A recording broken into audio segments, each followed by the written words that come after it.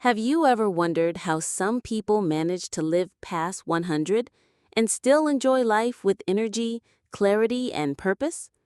The secret might be sitting right on their dinner plate. Today on Talk to the Doctor, we're diving into the longevity diet, inspired by real-life centenarians from regions known as the Blue Zones.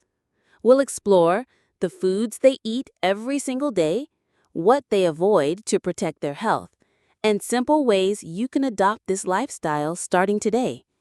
Stick with us because one of these foods might already be in your kitchen and you didn't even realize how powerful it is. And if you're new to the channel, don't forget to subscribe, hit the bell icon, and share this episode with someone who wants to live not just longer, but healthier. As always, joining us is our trusted expert in senior nutrition, Dr. David Miller. Welcome back, Doctor. Thank you, Emily. What a fascinating topic. I've studied aging populations for years, and it's remarkable how much of their health comes down to what they eat and don't eat. Let's get into it. Dr. Miller, to start off, what exactly is the longevity diet? How is it different from just eating healthy? Great question. The longevity diet isn't just about avoiding disease, it's about supporting your body to thrive well into old age. It's largely inspired by the dietary habits of centenarians living in places like Okinawa, Japan, Sardinia, Italy, Icaria, Greece, Nicoya, Costa Rica, and Loma Linda, California. Despite coming from different cultures, their diets share common principles. First, it's mostly plant-based. We're talking vegetables, legumes, whole grains, fruits, nuts, and seeds. Meat, if eaten at all, is consumed sparingly, maybe once or twice a week. Dairy is minimal, and processed foods are nearly non-existent. These populations also eat very little sugar and almost no refined carbs. They don't drink sodas or snack on chips. Instead, they drink water, herbal teas, and sometimes a small glass of red wine.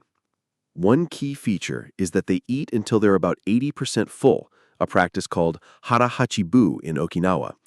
This reduces overeating and keeps metabolism in check.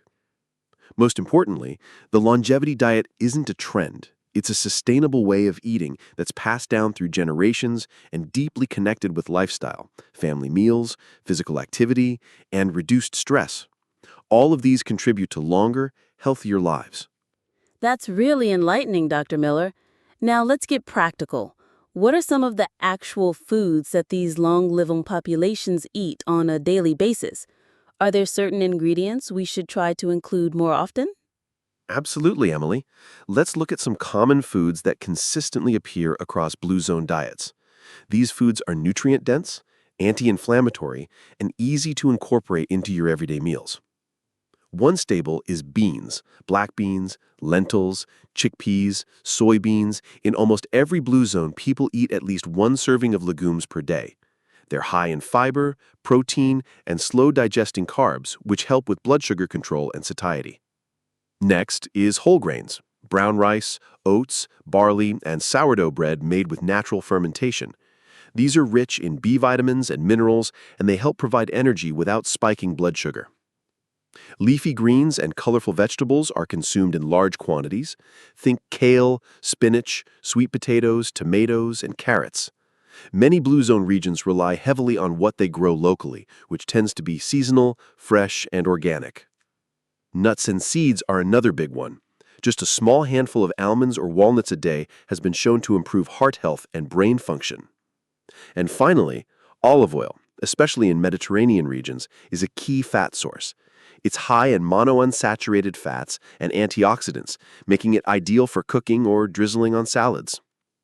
A typical day for a centenarian might look like this: oatmeal or steamed greens for breakfast, a bean and grain bowl for lunch, a veggie stew with a slice of sourdough bread for dinner, and some nuts or fruit as a snack. Nothing fancy, just whole foods prepared simply and eaten mindfully. The takeaway? You don't have to move to a Blue Zone to benefit. You can start with one meal a day and build from there. Dr. Miller, a lot of our listeners ask about meat, especially since many grew up with it as the center of every meal. What role, if any, does meat play in the longevity diet? That's an excellent question and a very relatable concern. Meat isn't entirely off limits in the longevity diet, but it's used more as a flavor enhancer rather than the main attraction. In the blue zones, people may eat small portions of meat, like 2 to 3 ounces, only a few times a month. When they do eat meat, it's usually lean and unprocessed, such as grass-fed beef, free-range poultry, or wild-caught fish. These are typically consumed on special occasions, not daily. The emphasis is really on plant proteins, like beans, lentils, and tofu, which offer all the essential amino acids with added fiber and no saturated fats. Also important is the quality over quantity mindset. People in these regions know exactly where their meat comes from, and it's often locally raised. They eat it with intention, usually surrounded by family, during a shared meal rather than quickly or on the go. For listeners over 60, I often recommend shifting the focus to a flexitarian approach. Base most meals around plants and incorporate small portions of animal protein occasionally, ideally no more than once or twice a week. This helps to reduce the risk of chronic illnesses like heart disease while still allowing room for cultural or personal food traditions. So no, you don't have to cut out meat completely, but by reducing portion sizes and frequency and being more mindful of the quality, you're already making a significant shift toward longevity. Let's talk about dairy, Dr. Miller. Many seniors are told to drink milk for bone health, but in blue zones, dairy doesn't seem to be a major part of the diet. Should people over 60 still be consuming milk and cheese? That's another excellent point, Emily. It's true that in most blue zone regions, traditional dairy consumption is quite low, especially compared to Western countries. Instead of relying on cow's milk, people in places like Okinawa and Ikaria get their calcium and bone-supporting nutrients from plant-based sources like leafy greens, legumes, nuts, and small fish with bones like sardines. While dairy does provide calcium and vitamin D, it also comes with saturated fats and, in some individuals, digestive issues like lactose intolerance, which becomes more common with age. In many cases, older adults may actually absorb calcium better from certain vegetables, like bok choy, kale, and broccoli, which are easier on digestion and also provide fiber and antioxidants. That said, not all dairy is bad. If someone enjoys a small portion of plain Greek yogurt or aged cheese occasionally, that's perfectly fine, especially when it's fermented and contains probiotics. The key is moderation and choosing low-fat, unprocessed options when possible. For those who don't tolerate dairy well or want alternatives, fortified plant-based milks like almond, soy, or oat milk can provide comparable calcium and vitamin D, often with fewer calories and no saturated fat. So, should seniors drink milk daily? Not necessarily, but they should definitely get enough calcium, vitamin D, and protein, whether that's from food or supplements. A diverse, mostly plant-based diet can meet those needs while still aligning with the longevity principles we're discussing today. We've talked about what to eat, but what about what to avoid? Are there specific foods or habits that people aiming for longevity should cut out completely? Absolutely, Emily, and this is just as important as what you add to your diet. If you're aiming to live longer and stay healthier, cutting out harmful foods and habits can be a game changer. The first major item to avoid is processed meats, things like bacon, sausages, deli meats, and hot dogs.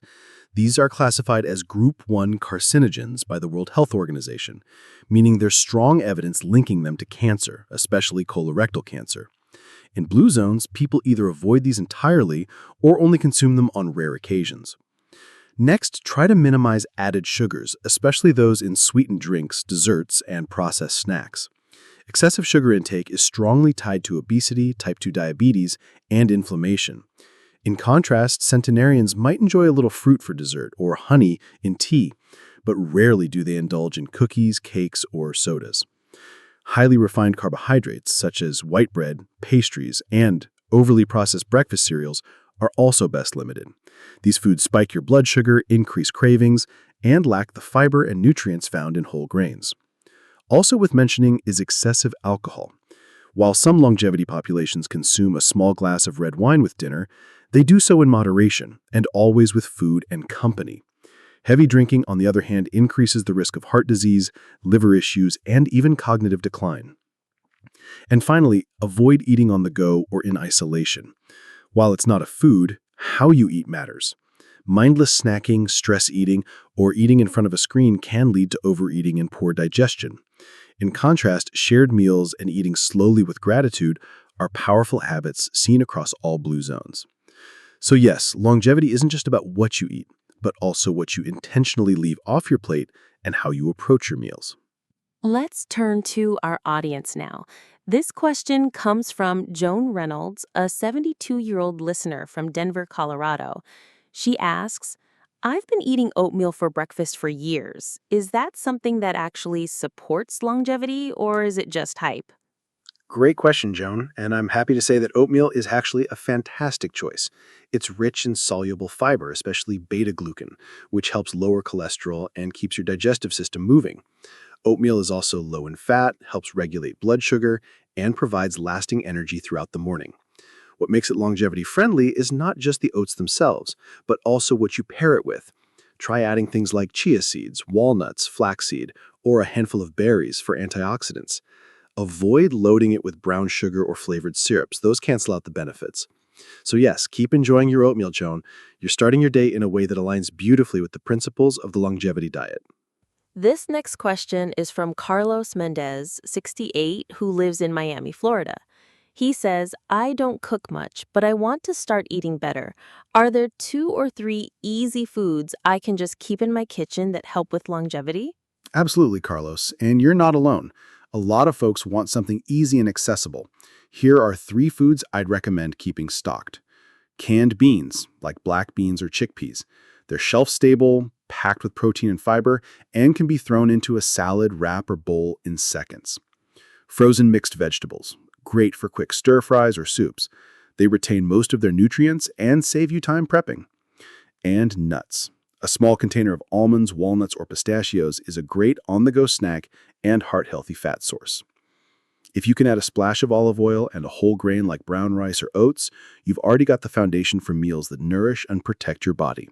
Start simple and build from there. It's all about small, consistent choices that add up over time. Dr. Miller, thank you so much for all your insights today. We've covered everything from what centenarians eat to how our listeners can start making changes right at home. Always a pleasure, Emily.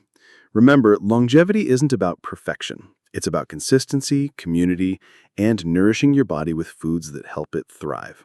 And to everyone listening, if you learned something valuable today, please like this episode, leave a comment below with your favorite longevity food, and subscribe to our channel so you don't miss the next discussion. Until next time, stay healthy, stay curious, and keep asking those great questions.